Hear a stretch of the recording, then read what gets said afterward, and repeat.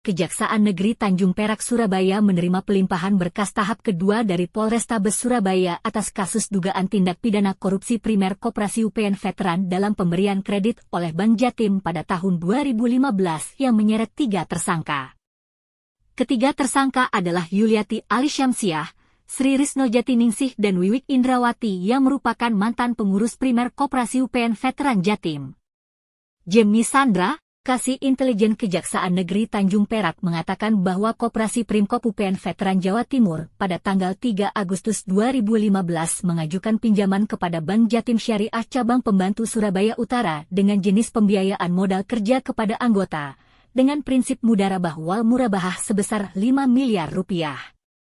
Selanjutnya pada tanggal 11 November 2015 Koperasi Primkop UPN Veteran Jawa Timur kembali mengajukan pinjaman serupa seperti sebelumnya sebesar 5 miliar rupiah. Sesuai berkas yang diterima, Jemmy menjelaskan bahwa tindakan yang dilakukan oleh para tersangka diduga telah melakukan perbuatan melawan hukum karena membuat laporan keuangan dan perjanjian kepada anggota Koperasi Primkop UPN Veteran Jawa Timur secara fiktif mengakibatkan Bank Jatim Syariah Cabang Pembantu Surabaya Utara mengalami kerugian sebesar 4,4 miliar rupiah, jelas Jemmy Rabu 17 Januari 2024. Pasal yang disangkakan untuk para tersangka, yakni melanggar Pasal 2 Ayat 1, Junto Pasal 18 Undang-Undang No 31 Tahun 1999, Junto Undang-Undang No 20 Tahun 2001 tentang Pencegahan dan Pemberantasan Tindak Pidana Korupsi, Junto Pasal 55 Ayat 1 ke 1 KUHP, Subsidiar Pasal 3, Junto Pasal 18 Undang-Undang No 31 Tahun 1999, Junto Undang-Undang No 20 Tahun 2001 tentang Pencegahan dan Pemberantasan Tindak Pidana Korupsi Pasal 55, Ayat 1 ke 1 KUHP. Terhadap dugaan perkara tindak pidana korupsi dalam pemberian kredit kepada primer Koperasi UPN Veteran Jawa Timur oleh PT Bank Pembangunan Daerah Jawa Timur atau Jatim tahun anggaran 2015. Tersangka ini dilaksanakan atas nama tersangka GAS, yang kedua tersangka SR, dan ketiga tersangka BI serta barang buktinya dari penyidik Polres Tabes Kota Surabaya. Secara singkat, bahwa primer Koperasi UPN Veteran Jawa Timur ini pada tanggal 3 Agustus tahun 2015 telah mengajukan pinjaman kepada Bank Jatim Syariah Cabang Surabaya Utara dengan jenis pembiayaan modal kerja kepada para anggota koperasi dengan prinsip mudarabah wal murabahah sebesar 5 miliar rupiah. Selanjutnya pada tanggal 11 November 2015 Koperasi Primkop UPN Veteran Jawa Timur kembali mengajukan pinjaman serupa dengan jumlah besaran 5 miliar. Jadi secara singkat, kita sampaikan bahwa para tersangka ini telah melakukan tindakan melawan hukum dengan membuat laporan keuangan dan perjanjian kepada anggota Koperasi Primkop UPN Veteran Jawa Timur secara fiktif yang mengakibatkan kerugian dari Bank Jatim Syariah Cabang Pembantu Surabaya Utara sebesar 4.438.265,22 sen. Nah, terhadap para tersangka ini kita sangkakan dengan melanggar Pasal 2 Ayat 1 untuk Pasal 18 Undang-Undang Nomor 31 Tahun 1999, juga Undang-Undang Nomor 20 Tahun 2021 tentang Pencegahan dan Pemberantasan Tindak Pidana Korupsi untuk Pasal 55 Ayat 1, subsidiar Pasal 3 untuk Pasal 18 Undang-Undang 1 Tahun 2009, untuk Undang-Undang Nomor 20 Tahun 2021 tentang Pencegahan dan Pemberantasan Tindak Pidana Korupsi. Terhadap para tersangka itu kami lakukan penahanan kota Surabaya dan Sidoarjo, karena salah satu tersangka itu berdomisili di Sidoarjo. Dasar kami untuk melakukan penahanan kota berdasarkan permohonan dari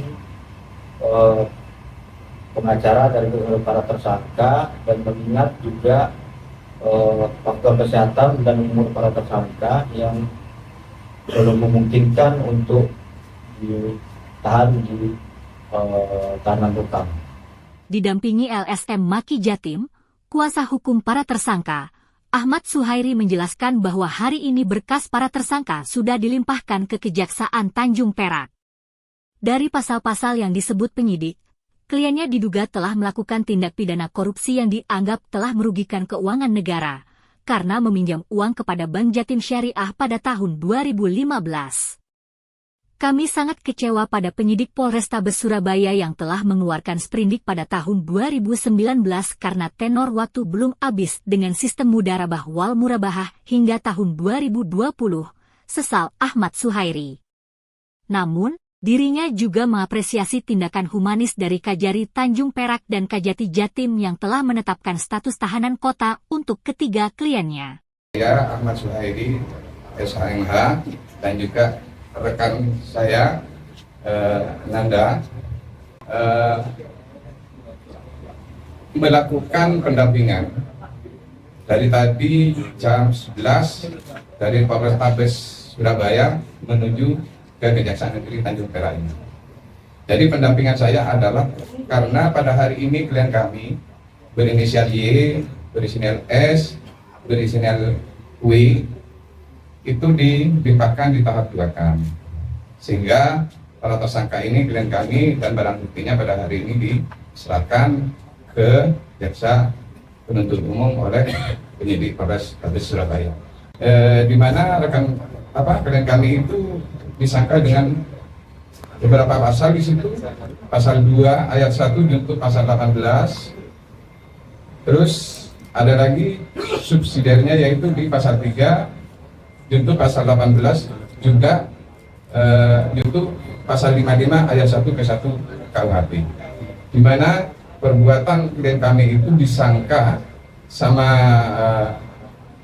penyidik telah melakukan tindak pidana korupsi. Korupsi apa? Yaitu karena diduga klien kami itu telah merugikan terhadap keuangan negara.